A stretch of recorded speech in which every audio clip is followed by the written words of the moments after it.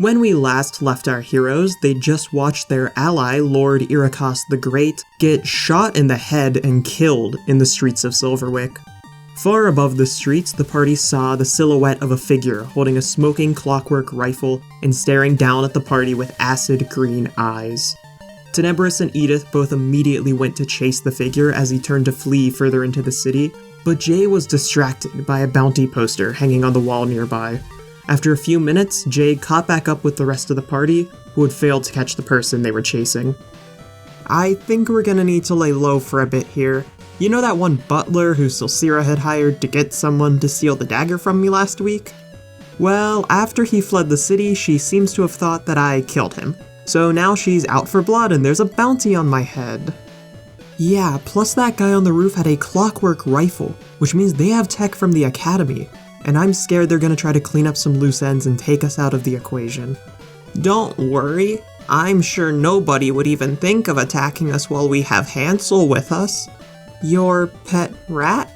Yup, he can turn into a person now though. Good day, my fine sir. I am the one named Hansel. May I take your coat?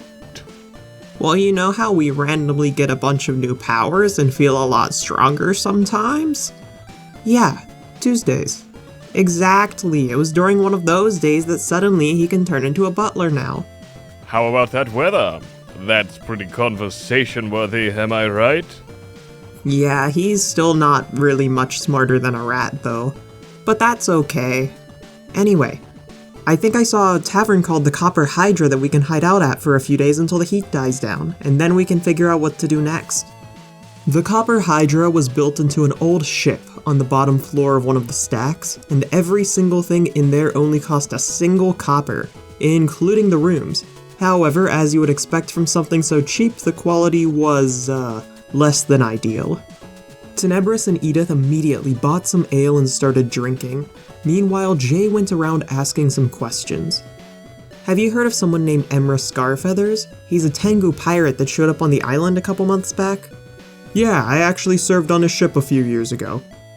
Best pirate I've ever had the pleasure of working with, but once he teamed up with that devil, I jumped ship and found a new crew to join. I'm all for killing merchants and stealing their stuff, but working with fiends is just a step too far for me. Actually, now that I think about it, I remember reading in the broadsheets that Scarfeathers was the guy in charge of that big heist last week down in Amberwood.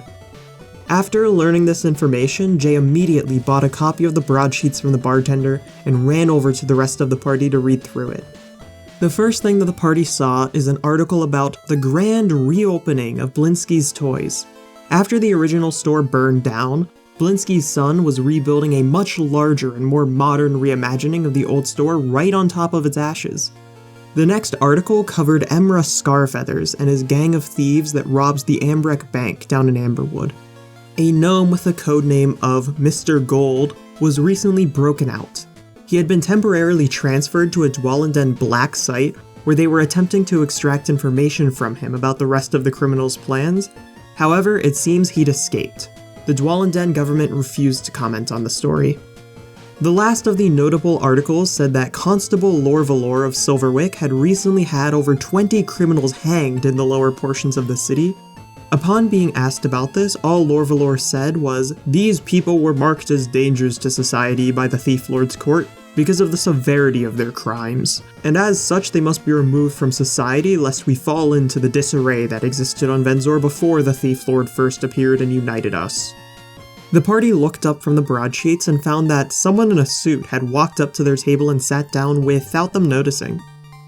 Hello, I work for Cartbox. You recently applied for a Cartbox Premium membership, and we are calling now on the favor you owe us. There's a certain person that has been fairly, disruptive, and Cartbox would like them removed from the picture. Upon bringing back her severed head to the nearest Cartbox facility, your favor will be considered completed. Alright, but who exactly is this person you want us to kill? She's a half-elf that's around 19 years of age and commonly seen around taverns playing music. She wears a dark red cloak and typically has a violet slung over her shoulder. She is in possession of some kind of magical rapier, as well as other unknown magic items. It's believed that she arrived on the island on the very same day as your group.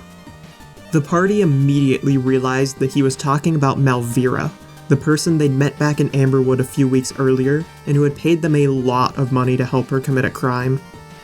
The Cartbox employee quickly bid the party goodbye and left them alone to figure out their plan. Do we actually want to go hunt down Malvira? I mean, she honestly doesn't seem that bad, and I'd rather trust the devil we know than the devil we don't. I bet we could take on a Cartbox death squad, but also I don't think all of you would survive, so maybe we should just kill her and be done with it. I'm with Edith on this one. What did Malvira ever do to you two? Nothing, but she also never did anything that would justify us risking our own lives to save hers. Look, I'm not happy about this, but we need to be pragmatic about this. We're wanted by the most powerful person in the government on an island full of criminals. There's some person with acid green eyes potentially hunting us down, and now an extremely powerful corporation is telling us that we need to murder somebody to keep them off of our asses. I really don't think we have an option here. The party started to ask around for if anyone had seen Malvira in Silverwick, and eventually learned that she had been seen playing music at a nearby tavern called the Rusty Frog. The party immediately traveled there and sent Hansel to get information for them. Hello, my good sir. My companions and I were wondering if a certain bard by the name of Malvira happens to be staying here. Sorry, I don't disclose customer information.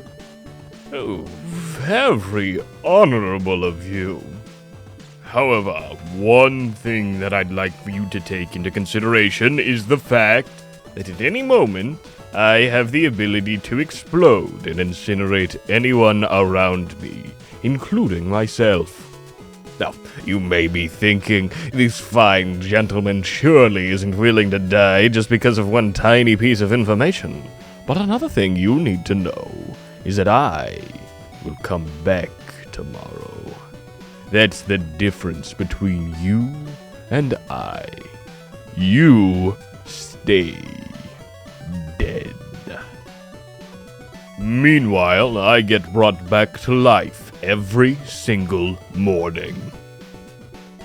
So, my good sir, please think very carefully about whether you want to die just to protect this bard. The bartender immediately told the party which room Malvira was staying in, and they also learned that she'd already rented out the room for the next month ahead of time. The party bought the room right down the hallway and went upstairs to set their trap. I call it a bomb! Does nobody else feel bad about the fact we're planting a bomb under her bed? The only thing that I feel bad about is that I didn't have enough time to make the explosion even bigger. After that, the party went over to their room and went to sleep. That night, Tenebris had a dark dream. He was on the ground floor of Silverwick, but it looked different. The streets were completely empty, and he felt like he was being watched. But he couldn't remember what it was that was watching him. He looked down and saw that he had a notebook in his hand. Written inside, in Tenebris' own handwriting, was the phrase, "Beware the Thought Contagion." He felt movement behind him, and he began to run through the streets, away from whatever it was that was chasing him. The streets were wrong, though, not connected properly.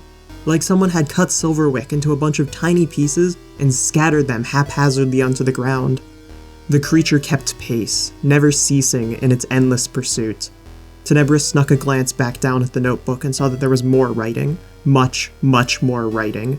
Every single page was covered in the same phrase, repeated over and over again. Beware the Thought Contagion. However, the half second that Tenebris was distracted was too long of a delay. The momentary falter was all that was needed for the creature to catch up to him. Tenebris woke up in a cold sweat and smelled smoke. He woke up the rest of the party and they quickly went out into the hallway, where they saw two tall figures in dark cloaks and wearing plague doctor masks standing outside of Malvira's door. On each of them, the party saw the symbol of a skull with a syringe stabbed into it. The door in front of them was on fire, and the fire was rapidly spreading into Malvira's room. The two plague doctors noticed the party, and in that moment the fire reached the bomb that Edith had placed under Malvira's bed. It immediately exploded, and in a split second the entire building was engulfed in flame. Amidst the raging inferno, the plague doctors drew swords from their canes and began to step towards the party, ready to tie up loose ends.